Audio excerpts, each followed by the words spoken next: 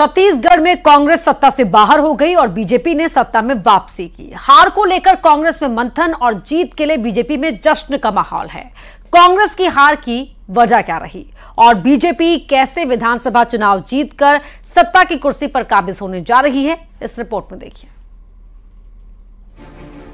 छत्तीसगढ़ में बीजेपी सरकार बनाने की तैयारी में जुट गई है, तो वहीं कांग्रेस हार पर मंथन करने में जुटी है। इन सब के बीच हम आपको बीजेपी की जीत और कांग्रेस की हार के कारण बताते हैं। सबसे पहले बात कांग्रेस के हार की।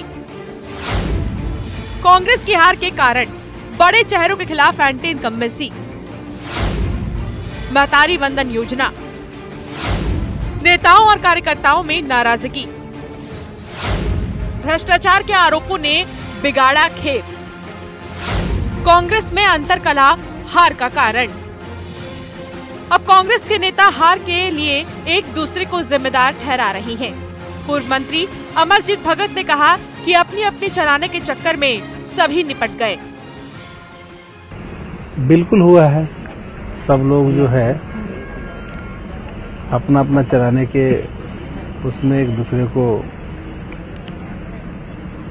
निपटाने के चक्कर में सब हुआ है, सब लोग एक दूसरे को नुकसान पहुंचाया है। ये भारतीय जनता पार्टी के जो विधायक अब चुनकर आ रहे हैं, ये लोग अपना जो विजय जुलूस है बुलडोजर के साथ निकाल रहे हैं। बुलडोजर चलेगा बोल रहे, चलेगा किस पे?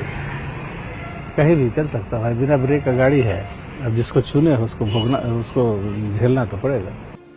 फिलहाल कांग्रेस में घमासान है और बीजेपी में जीत का जश्न। अब नजर उन कारणों पर जिसके सहारे बीजेपी ने छत्तीसगढ़ में जीत दर्ज की है। बीजेपी की जीत के कारण बीजेपी का बूथ मैनेजमेंट,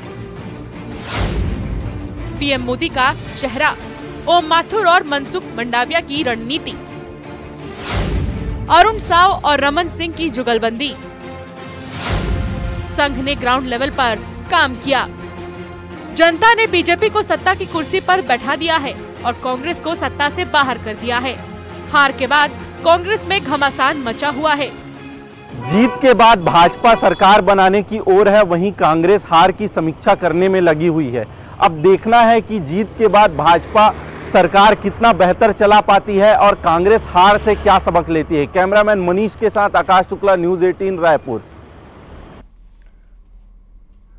और अब बात कांग्रेस के उस नेता की जिसने जो कहा वो कर दिखाया। हम बात कर रहे हैं कांग्रेस विधायक फूल सिंह बरैया के, जिन्होंने बीजेपी की 50 से ज्यादा सीटें आने पर अपने मुंह पर काले पोतने की बात कही थी। मध्य प्रदेश में बीजेपी प्रचंड बहुमत के साथ जीती तो कहे के मुताबिक फूल सिंह बरैया ने भी अपने मुंह पर काले पोती। ये रिपोर्ट देखिए।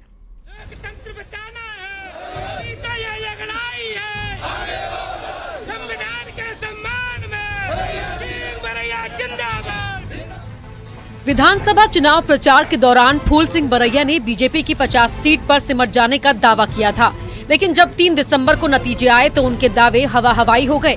बरैया ने दावा करते समय राजभवन के सामने मुंह काला कराने का भी वादा किया था, तो उसे पूरा करने निकल भी पड़े।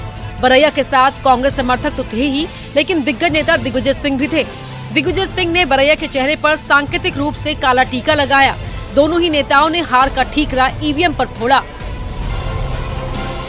देखिए, कांग्रेस के हाथों से सरकार छीनने वाली जो पार्टी भाजपा है, वो इतनी कमजोर दिमाग की नहीं है। वो आपको कोई मौका दे कहने का, वो तो लूटेंगे और साहूकार कहला जाएंगे। अब ये फैसला हमारी पार्टी में होगा तो हम लोग जैसा फैसला होगा वो काम करेंगे। हमारी लड़ाई भारतीय संविधान को बचाना है और लोकतंत्र को बचाना है, और ये लड़ाई हमारी निरंतर चलती रहेगी। बाबा साहब अम्बेडकर के उनके सपनों को पूरा हमें करना है। कहते हैं इतिहास खुद को दोहराता है। बरैया का साथ देने वाले दिग्विजय सिंह ने साल 2003 में कांग्रेस की जीत का दावा किया था और हार जाने पर 10 साल चुनाव न लड़ने की बात कही थी। 2003 के चुनाव में कांग्रेस हार गई और दिग्विजय सिंह ने 10 साल चुनाव न लड़ने का अपना वादा पूरा भी किया। ये संयोग ही है। दोनों ही नेताओं के चुनावी दावे गलत निकले, लेकिन ये भी खास बात रही कि जो वादा किया उसे निभाया भी।